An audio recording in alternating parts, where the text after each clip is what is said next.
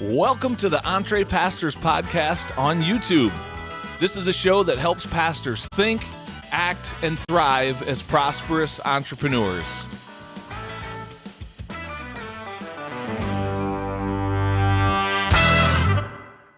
Well, hello there, and welcome to the EntrePastors Podcast on YouTube. My name is Jon Sanders, one of the co-hosts of the show, and we're so glad to have you tuning in for this week's episode. We're calling this one My Business Launch Story with our guest, Dusty Foster. Dusty is one of the most recent graduates of our Business Launch Academy. He's also a member of our Business Builders group. By the way, if you want to be a part of this group, you can go to entrepastors.com/business builders and find out more about it. We've got a special offer we're running for a limited time right now at the release of this episode. If you're tuning in that time frame, we'd love to bring you into that group and let you see what it's all about. But our whole goal with Business Builders is to create stories exactly like you're getting ready to hear from Dusty. Just a few short months ago, Dusty did not have a business. He, like many pastors, was in a place of financial hardship and struggle, loving the work he was doing, serving the Lord in pastoral ministry, but really struggling to get by financially. The good news is, fast forward just a few months later, Dusty still gets to serve the Lord in ministry in a lot of different ways, and he also has a business now, and you'll hear him say it in the conversation, but he recently just had a month where his business generated $8,000 in revenue for him and his family, far more than he was ever used to receiving in his role as worship pastor and serving smaller churches, by the way.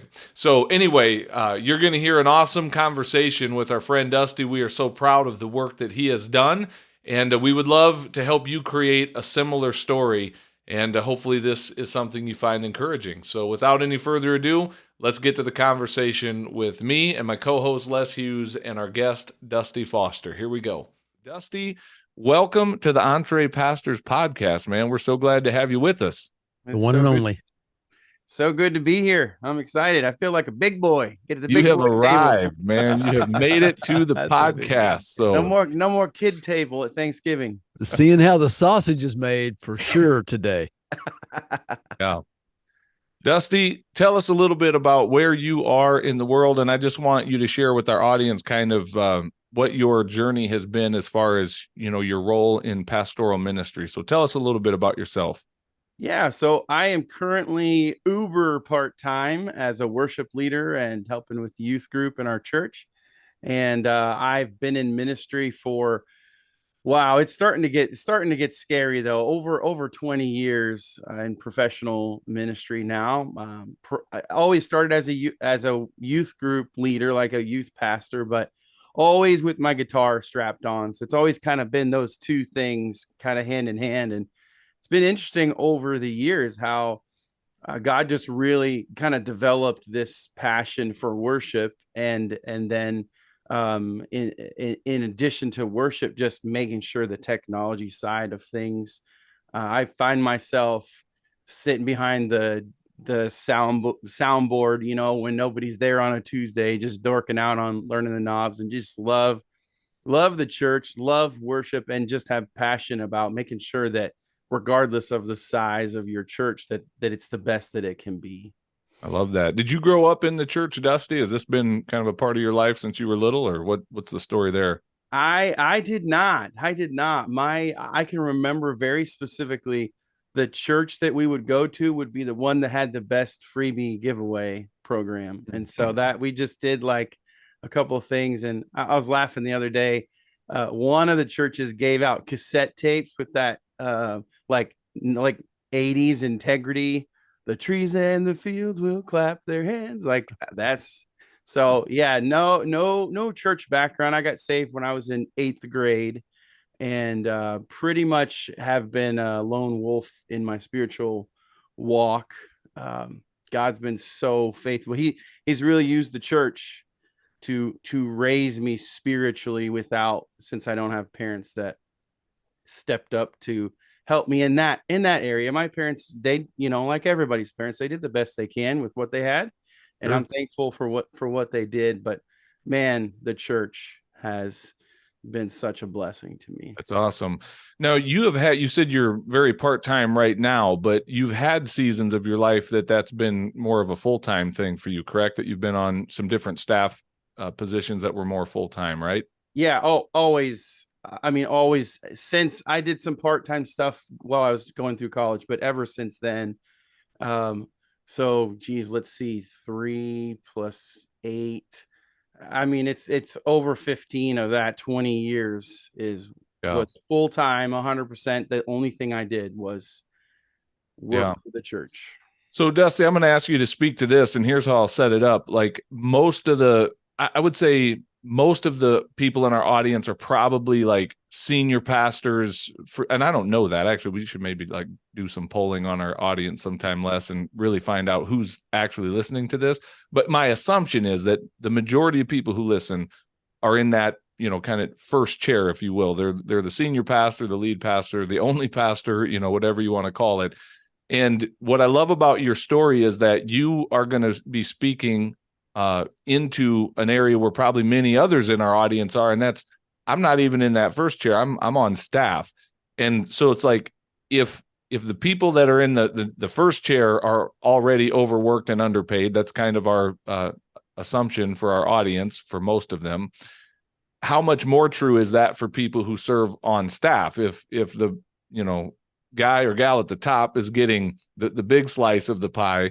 I just want you to speak to what was your life like, not so much from the ministry standpoint, but the financial side of it, and providing for a family while working full time in the church. Just put that into your own words, kind of when you well, I'll ask that other question next. I have another thought, another direction I want to go, but just kind of in your own words, describe what was life like for you kind of serving in that normal church staff place.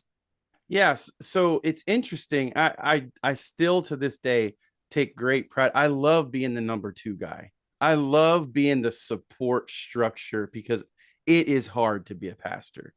And so I'm not like hoping someday to, arrive. I have arrived. I'm doing what I want. And but what's interesting is so financially, there's a salary cap. And guess what it is? The guy above you, whatever he makes.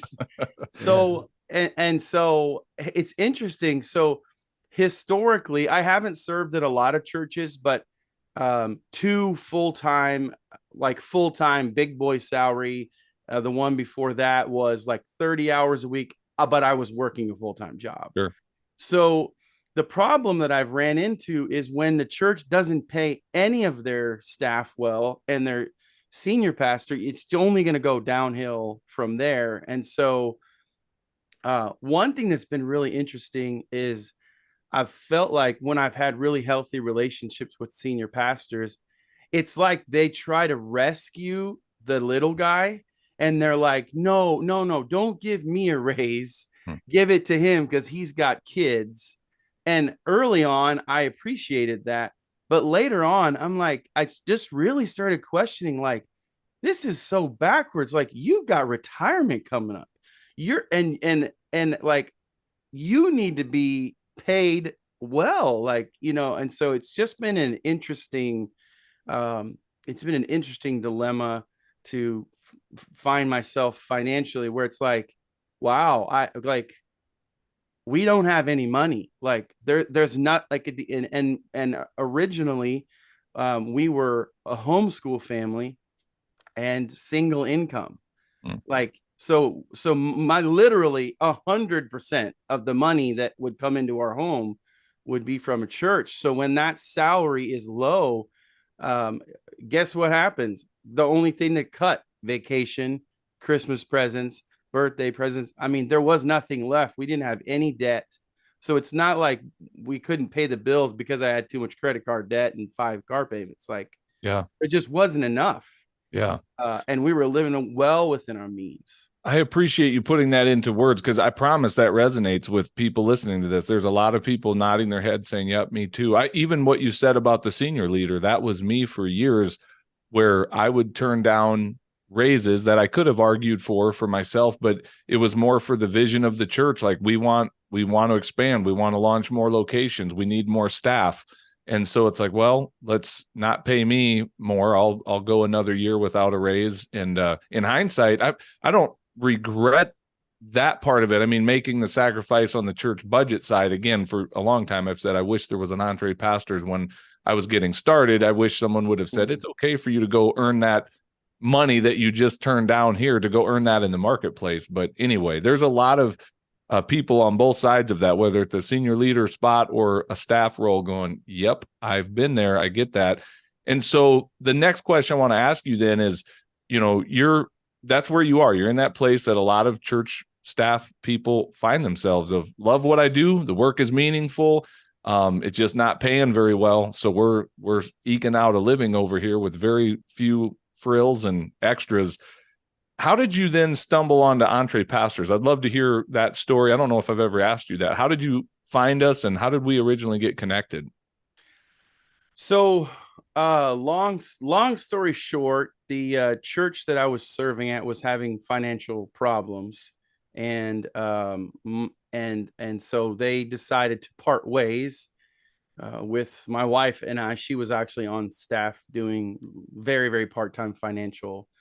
And so, speaking of the financial thing, well, I got to see the deepest I've ever dove into finances of a church, and I just saw the finances declining. And my wife and I were looking at every month when the church, when she was writing out paychecks, this is like literally what happened. It was like she said, the senior pastor is first. We're going to pay him first. And every month it was like my paycheck. She's like, it's gone every single month. And so I started to question, like, is it really feasible for a church of our size with this budget to have two pastors? And so I started thinking about the idea of bivocational ministry, because I didn't want to leave. I didn't want to go find another church. I was called to this church. Things were fine. It wasn't problems. This wasn't enough money. So, when the church parted ways with us, we decided to go back to go to the church way closer in our community that our kids go to. And I didn't even realize it, but the realtor that sold our house was now the pastor of this church. And that guy's name is Scott Kramer, who is a guest that you guys had on.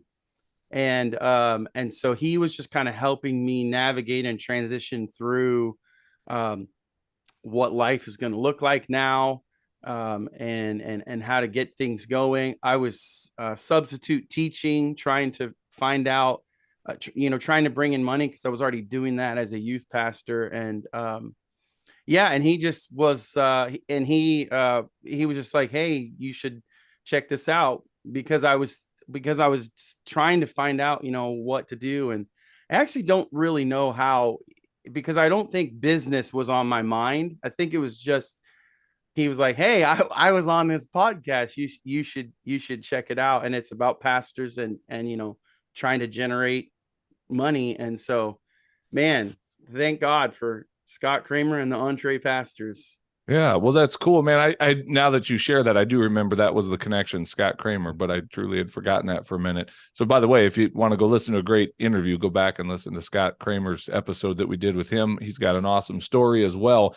So yeah, I'm grateful that he introduced you to our platform. I do remember my first time like connecting with you. I think you came through one of our 4-day challenges that we do from time to time. We call it 4 days to a profitable business idea.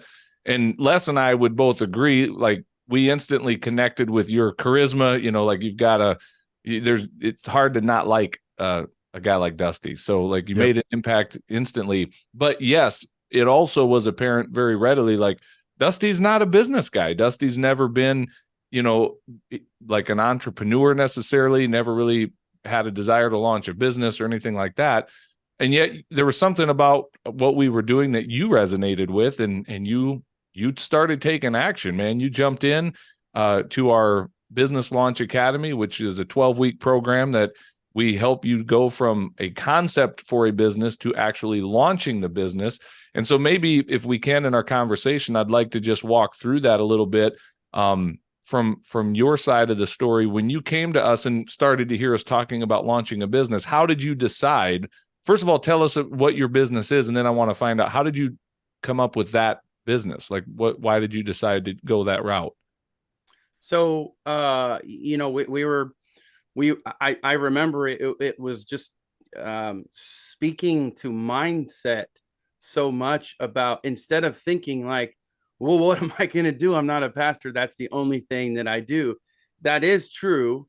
But trying to think about, well, what is it that gets me going? What is it that, that gets me fired up? And the only thing I kept coming to was, like, as a worship leader, a worship pastor, I would always have to force myself away from the tech side of things, like to do the planning and to do the communicating and all of that stuff. And so we just started going down that route. Well, what would that look like? And so basically what I came to the conclusion of is, one of the biggest frustrations for me as a worship leader was, I was the most trained person in the area of audio visual field, yet I can't be standing on stage leading worship and also behind the soundboard and fixing the technology. And so that's where this company came, to help churches and to help worship leaders fix those things that I couldn't do simultaneously. So I started this company called the Audio Video Fix, and it's been an awesome journey. Yeah, well, we'll get to kind of some of the current updates, and I'm sure, when you listen to this episode 12 months from now, looking back, you go, man, remember when I was back there in my business? But we'll celebrate even where you are right now, because you've had some tremendous progress. But I'd love to hear, what were some of the challenges that you had to work through when you started thinking about launching a business? What were some of the, whether it was the fears or the obstacles, the mindset things, what were you struggling with? Or was it relatively easy for you to take that step? No, this was huge. You know, the whole concept of money is very interesting, because I was raised on the other side of the tracks. We didn't have anything growing up, and so I kind of didn't realize it, but I have, like, embedded in my DNA, like, this poverty, scarcity kind of mindset. And so, I've been duct taping, baling wire, my whole life. And Mm-hmm. so money is like, so at the height of my full-time salary, I was making a good salary, like, comparatively to, especially second line, associate pastors, like a really good salary comparatively, but still not enough. And so that was just hard for me to get over. So I really struggled with, like, well, I just want to help people. As a pastor, I do it for free all the time. Like, if you want help, we help you.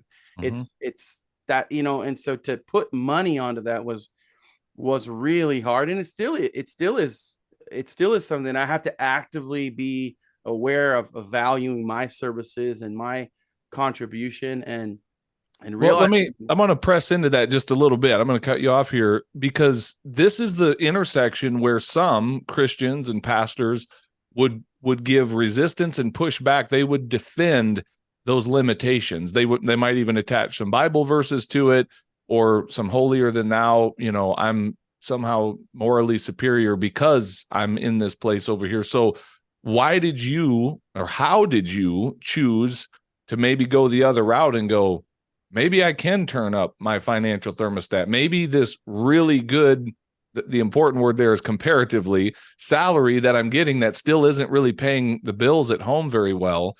Maybe it's okay to make a little bit more than that and to believe God for more than that. So when you're standing at that intersection, how did you choose to drift more toward that abundant mindset, believing that there's more possible, versus going the other direction and really entrenching in that mindset of scarcity and poverty thinking? Yeah, I actually think, being let go from the church, kind of confirmed what was already going in my mind. Like, why is my calling dependent upon a salary from the church? Like, are those two things together? And once I was able to say, no, I have a calling to be a minister of the gospel of Jesus Christ. And I would tell people, if you have to get paid to do what you do, you should not ever be paid. If it's a requirement for you to be paid, you shouldn't be a pastor. If you don't do it for free, nobody should ever pay you. So I finally just said, no, this is a break. I am who I am. God has created me with unique gifting and calling and passion. And if I can provide for my family in another way and finally start meeting my bills, then if the church can help me out financially, awesome. If they can't help me out financially, awesome. I'm still going to serve. It's just going to be in a different capacity. And so I had shifted to, okay, I'm going to be a specialist when I serve as a pastor. And I'm going to do a smaller amount of things really well for them in a really efficient way so that I can start making money, so that I can start thinking about a wedding for my wife, my daughter, my wife, my You daughter. should have a wedding for your wife. We Yeah, encourage that. So we had a good one. No, my daughter's 8, and I'm like, I can't provide a wedding for her. She's only 8. These are the years you got to save up. I can't provide cars for my kids. I can't provide a retirement for my wife. Like, those things are never gonna happen unless I exit that, you know, small salary. So I knew I had to go, and I don't know, something just broke in me, and I was like, let's go. Let's do this. I have no idea what it looks like, but let's do it. that's Go. huge, man. Like that's a huge distinction. And I want everyone, those sitting in the back who weren't listening, I say it again, that you made a distinction between your calling and the salary. Like if you have this concept, and I think in the church in the West, that's been so much a part of our thinking. I feel called to serve God and to serve others. We call it ministry. Well, and I got to find a church job then. I need to be a pastor. I need to be a missionary. Well, maybe, or maybe you live out that in a little bit different way and you still are a pastor and you still are in ministry, but that ministry shows up in the form of a business that puts a lot more money in the checking account than the church model that we have. And again, that's not discouraging people from serving in the church or being on staff at a church. It's just questioning that whole quote unquote full-time thing that model that we've adopted. And so I love that, man. That's a huge distinction. So take us forward in the story then. So if you were telling someone the story, if you bumped into them and just were sharing kind of the story of how you've gotten your business off the ground, walk us through that. I may stop you along the way and ask some other questions, but kind of advance the ball down the field a little bit. What was next in that journey?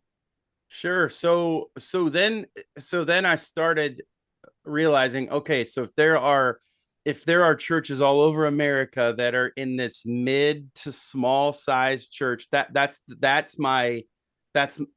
where I've served. Mid to small size church, 500, 500 and below. That's been my career professional. So that's what I know the best. And so I just started just to keep asking myself and started to hone down, and we found, the niche there. And I live in north central Illinois. So I kind of decided, all right, I've got, like, within 45 minutes, I have hundreds of thousands of people. I live in rural America.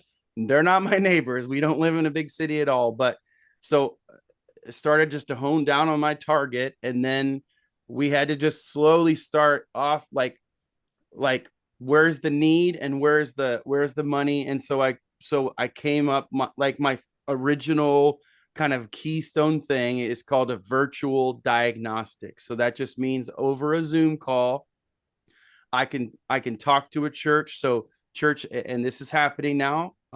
So churches call me, they take their phone out, they're pointing it at their soundboard, and they're like, why is smoke coming out of it? Or whatever. That's not really happening. But so I just kind of had to have that. That's one of the steps in the Business Launch Academy, is what is your I forget the phrase of it, your prime offer, your one thing. So that's kind of where this all started is, okay, so for $99, I'm going to fix your problem. I'm going to do the best that I can to fix your problem.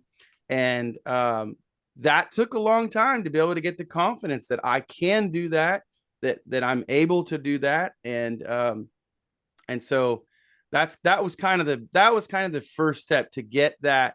What do I do?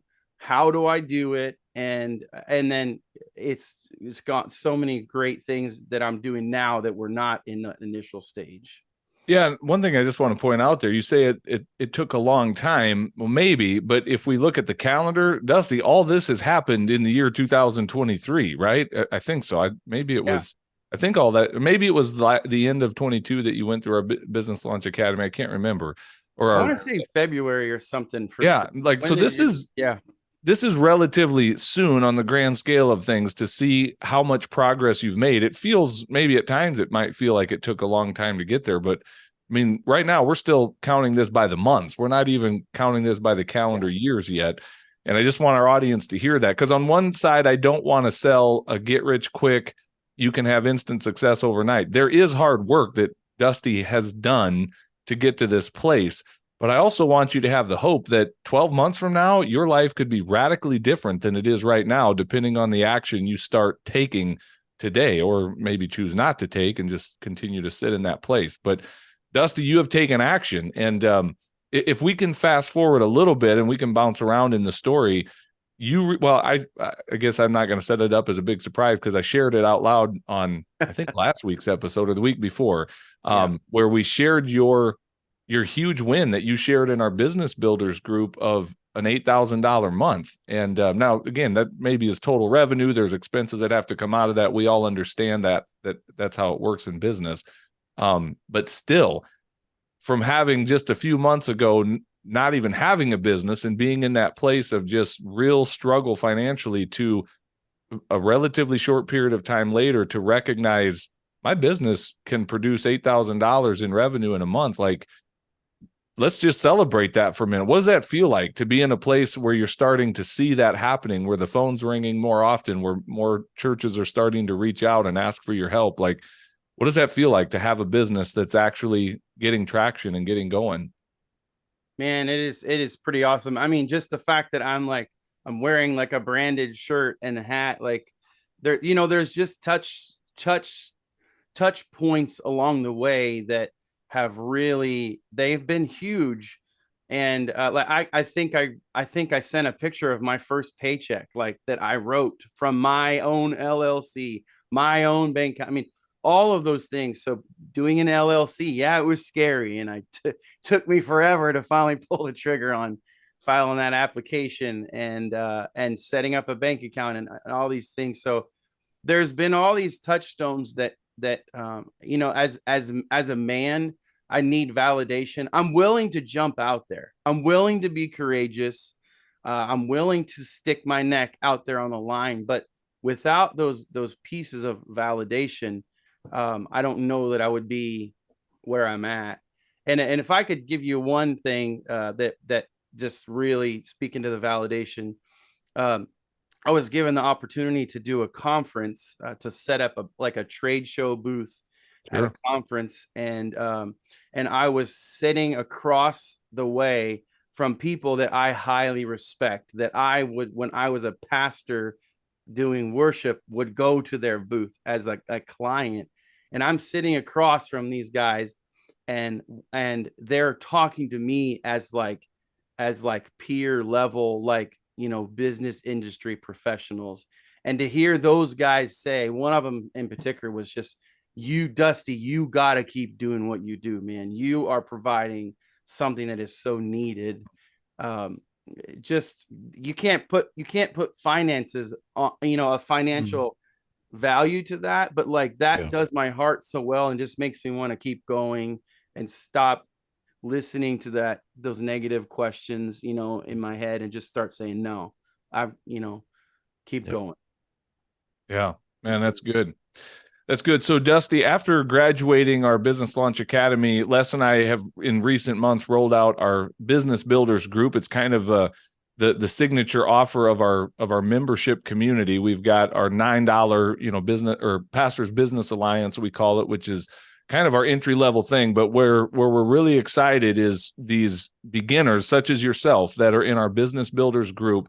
And I'd love to just hear you share a little bit about that from your perspective. I don't want to put words in your mouth, but what has that done for you? What value has that added to your life in this process of getting this business going and then having that business builders group to come back to? So feel free to say anything about that, and even if there's negative stuff, go ahead and say it. We'll edit it out, but go ahead and share it.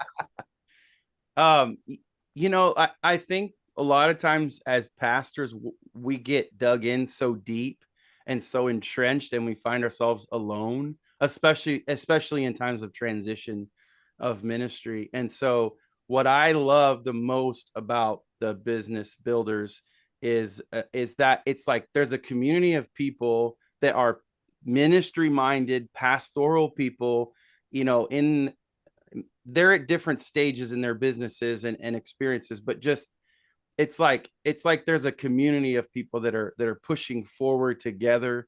And I had never had heard until I started listening to you guys the idea of a mastermind. Like, if you put all of the minds together of people that are around us, like we can do amazing things, and we can be so much better together. And so so initially I needed more structure and I needed more direction to get things like the LLC and the business. And there was a lot of steps, and you guys gave me, I'm here where I am today because of the checklist. And I just did it. I just meticulously went through that thing. But now it's like, it's a little bit harder. It's like I got the first client, I got the first paycheck, I got the load, but now it's all right. You got to keep this thing going. And so I love that rubbing shoulders and that community. And I just put it on my calendar.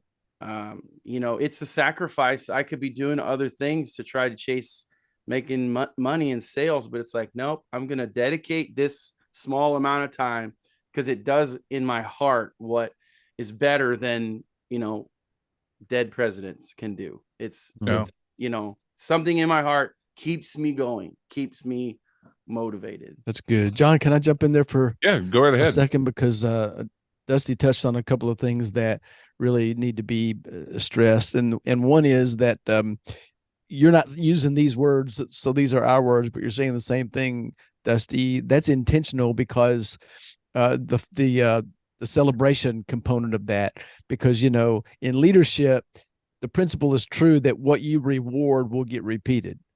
So what you bless gets repeated. What you reward gets repeated. That's true in parenthood as well. There's a lot of avenues that's true in.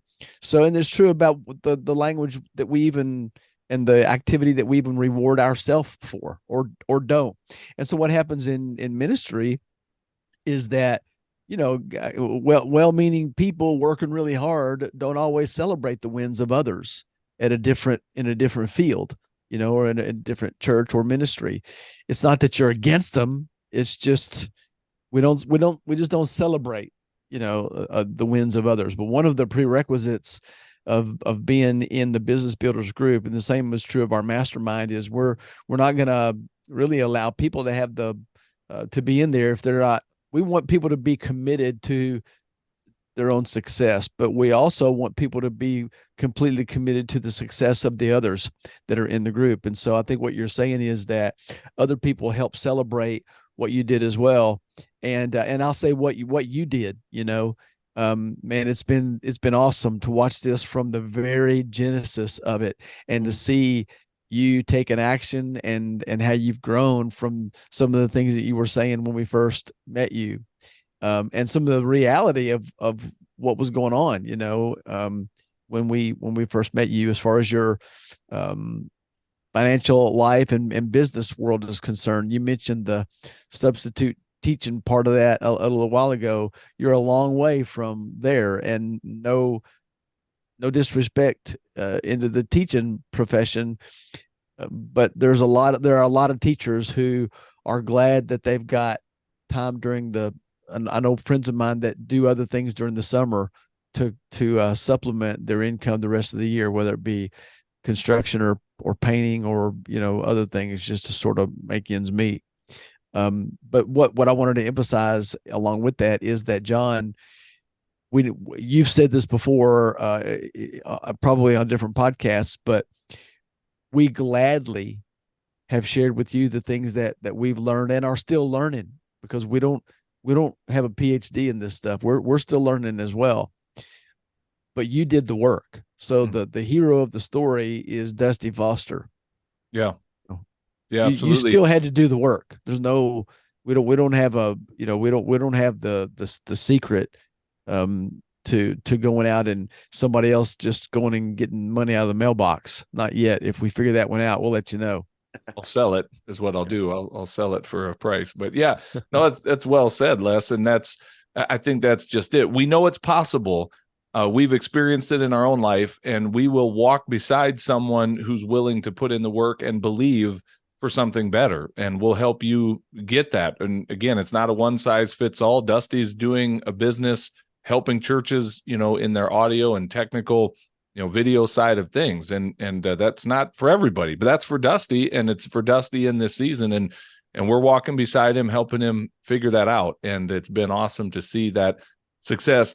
And here's what I want to do, Dusty. I'm going to give you one more opportunity before Les and I, share a few things about this Business Builders Group. We want to make an offer on this week's podcast episode to our audience, because we have kind of a limited time offer on something. But anything final from you that you want to share? Just if I want to ask you to speak to a pastor that is where you were a few months ago, sitting at this place, go, man, something's I see myself on a trajectory that's not sustainable. Something needs to change.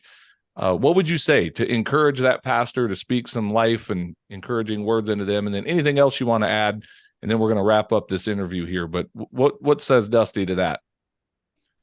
I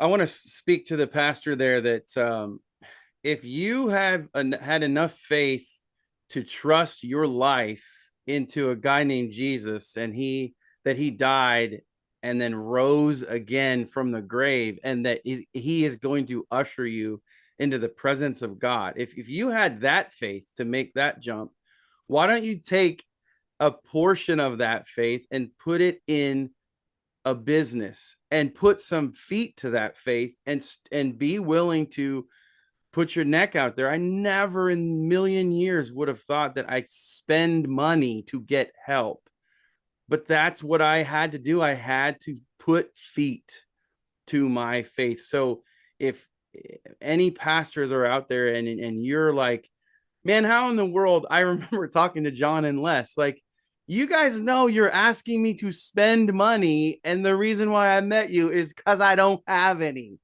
This does not make sense at all. It's just counterintuitive. And so I just want to challenge, if you're a pastor out there, like, put feet to that faith and get involved in this EntrePastors group, whether it's the $9 thing or the Business Builders Academy thing.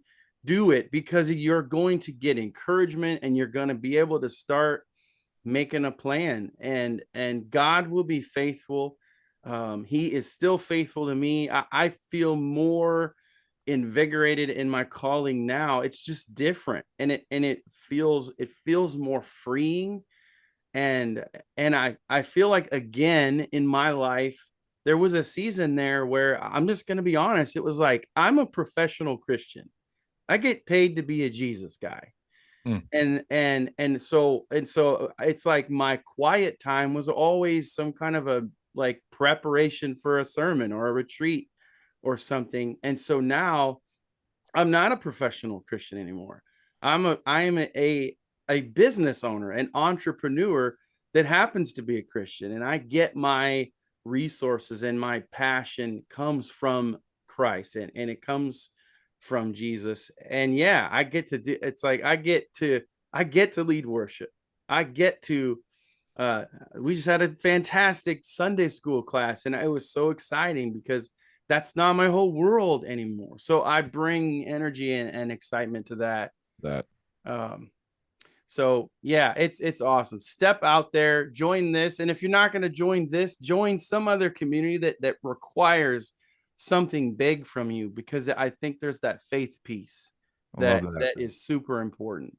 Well, hey, thanks for watching this episode of the EntrePastors Podcast. Make sure you hit that subscribe button so you can be notified every time we release a new episode. If you'd like to get connected to other pastors who are learning to think, act, and thrive as prosperous entrepreneurs, then we invite you to check us out on Facebook. Just search for the EntrePastors Connect group, answer a few of our simple questions there, and we'd love to include you in the conversations. And if you're really ready to go to the next level, then we invite you to join our EntrePastors membership community. When you become a monthly subscriber, you will receive access to courses, exclusive community, and coaching that will help you along in your own EntrePastors journey. If there's anything else we can do to serve you, please visit us at EntrePastors.com, and we will do our best to serve you there. God bless everybody. See you soon.